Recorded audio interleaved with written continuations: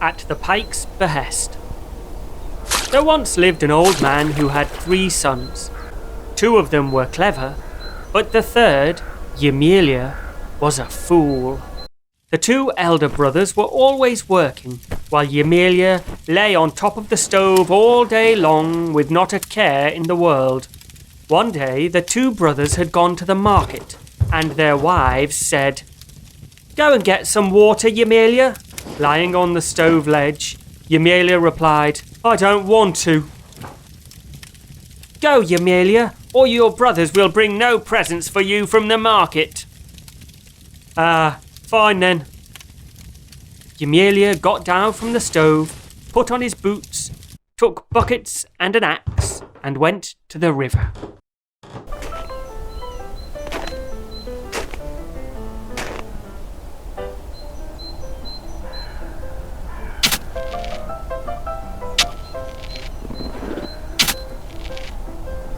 He cut a hole in the ice, gathered a few buckets of water, and bent down to look into the water. He saw a pike fish swimming in the water. He reached in and grabbed it. "This will be delicious." Suddenly, the pike spoke in a human voice. "Ymelier, let me go back into the water. I will be useful to you later on." Ymelier laughed. "What good could you do to me? I will take you home and tell my sisters-in-law to make some soup." The pike begged him again. "Ymelier, Ymelier, let me go back into the water and I'll grant you anything you wish." "All right, but first you must prove to me that you aren't trying to fool me. Then I will let you go." The pike said to him, "Tell me, what do you want right now?" "I want my buckets to go home all by themselves without spilling a drop." The pike replied to him, "Remember my words. Whenever you want something, just say, 'At the Pike's behest, do as I request.'" And Ymelier said, "At the Pike's behest, do as I request. Off you go home, buckets, by yourselves." As soon as he'd made the wish, the buckets marched up the hill.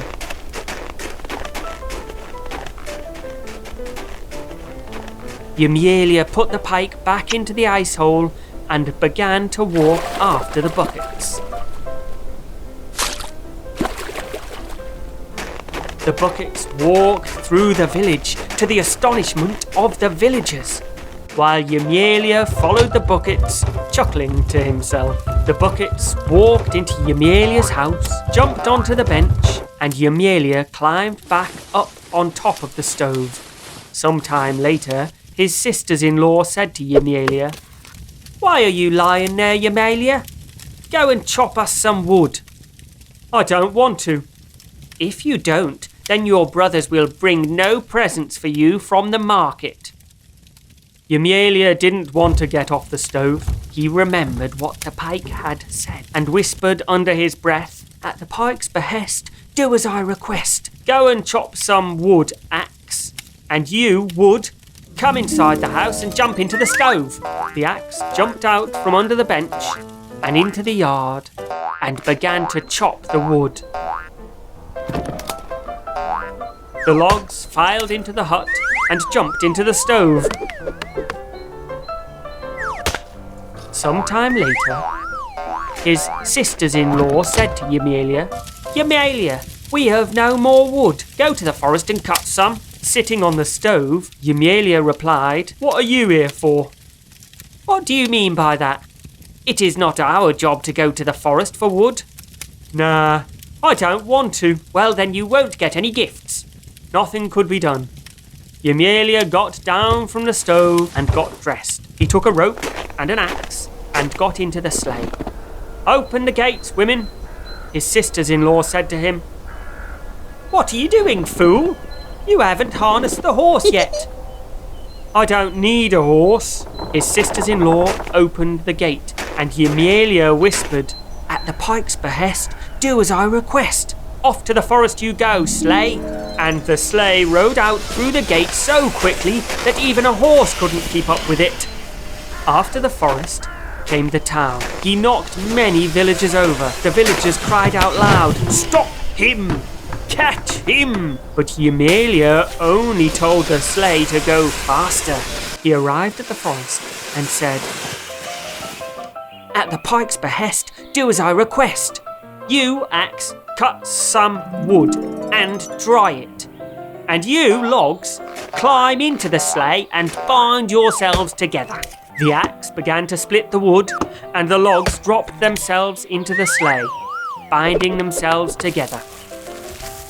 Then Yemelia ordered the axe to cut him a wooden club, one just the right weight for him to carry. He got up on top of his load and said, "At the Pike's behest, do as I request. Off you go home, sleigh." The sleigh drove off very fast indeed. Yemelia passed through the town where he had knocked down so many people, and there they were, all angry, waiting for him. They tried to pull him off the sleigh and began to curse and beat him. Seeing that he was in trouble, Yemelia whispered, "At the Pike's behest, do as I request. Come, wooden club, beat them."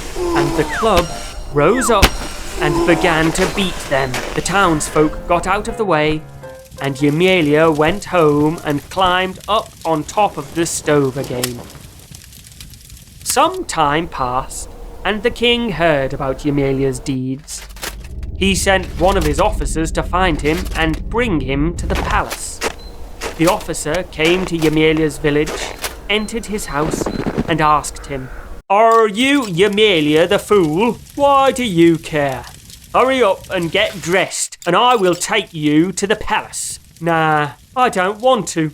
The officer flew into a temper and struck Yemelia across the face. And Yemelia said under his breath, "At the Pike's behest, do as I request. Come, wooden club, beat him."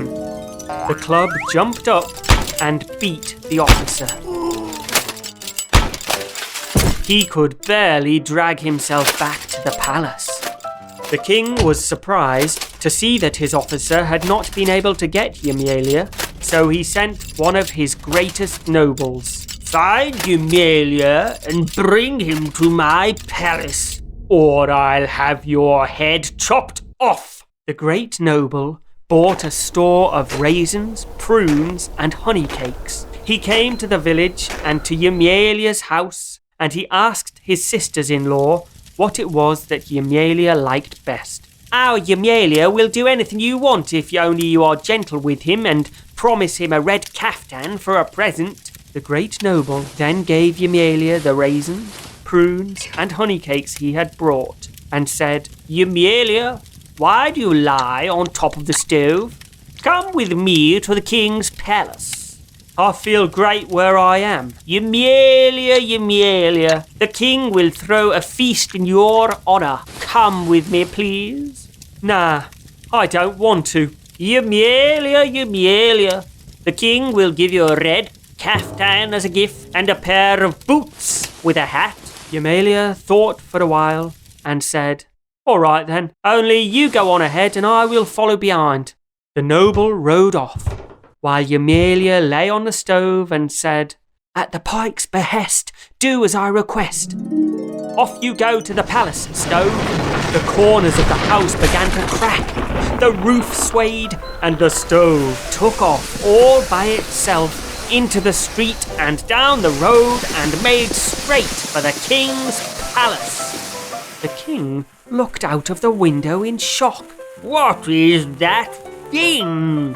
And the great noble replied, "That is Yemelia, riding on his stove to your palace." The king stepped out of his palace and said, "I have heard many complaints about you, Yemelia. You have hurt a lot of people." "Well, why did they get in the way of my sleigh?" At that moment, the king's daughter, Princess Maria, spotted him. When Yemelia saw her, he whispered, "At the Pike's behest, do as I request. Let the king's daughter fall in love with me." He then added, "Take me back home, stove. The stove turned and walked back home, right into its former place. Ymielia lay back down upon the stove ledge again. Meanwhile, there were many tears at the king's palace. Princess Maria was pining for Ymielia. She told her father she could not live without him and begged him to let her marry Ymielia. This was not at all to the king's liking. So he said to the great noble, "Go and bring Ymielia here, dead or alive. Do not fail or I'll have your head chopped off." The great noble took many kinds of sweet wines and set off for Ymelia's house. He entered the house and laid out a royal feast for him. Ymielia ate and drank well. He lay down and fell asleep. And the noble put the sleeping Ymielia into his carriage and took him to the king's palace. The king ordered a large barrel with iron hoops to be brought out. Ymielia and Princess Maria were placed into it, and the barrel was sealed and dropped into the sea.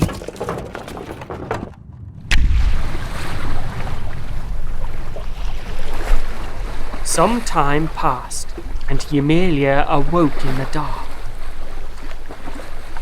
"Where am I?" he heard the reply.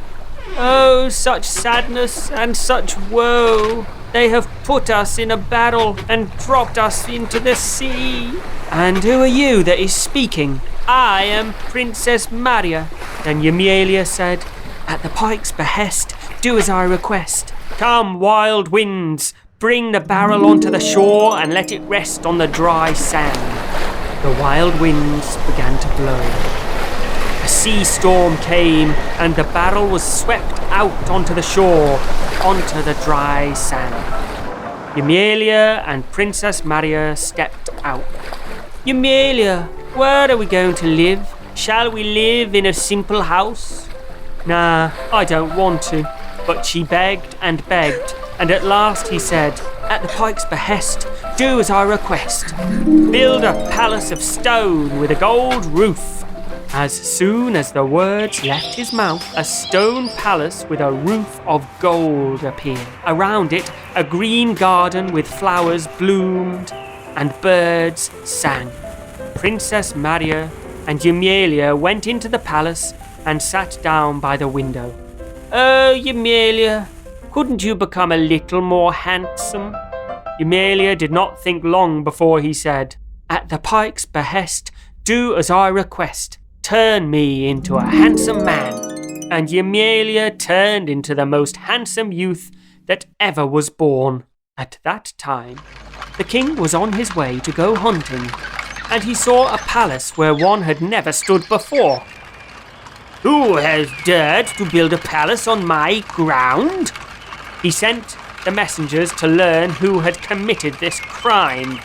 The king's messengers ran to the palace, stood under the window and called up to Ymielia. Ymielia replied back to them, "Tell the king to come and visit me, and I will tell him myself." The king did as Ymielia requested. Ymielia led him into the palace, seated him at his table, and feasted him royally. The king ate and drank. "And tell me, who are you?" "Do you remember Ymielia, the fool who came to visit you on top of a stove? Do you remember how you put him in a barrel together with your daughter, Princess Maria? Well, I am that same Ymielia, and if I want to, I can set fire to your whole kingdom and raze it to the ground."